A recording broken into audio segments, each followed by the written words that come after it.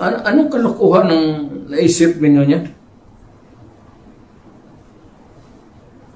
Obviously, Mr. President, meron akong abandonment of constitutional duty on the part of Congress. But kay Kong Sid, sino sa tingin mo ang nag-fill up ng blanco? Yung BICAM pa rin ba who operates as the third chamber o merong fourth chamber na unknown? Well, let us assume na yung mga pumirma sila, but tama yung imagination mo.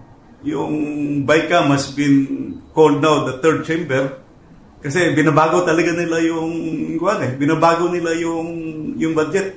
Nung araw, inabutan ko pa yun sa that was 16th Congress na kung ano yung natapos ng House Appropriations Act, GAB, at saka yung GAB na ginawa ng Senate,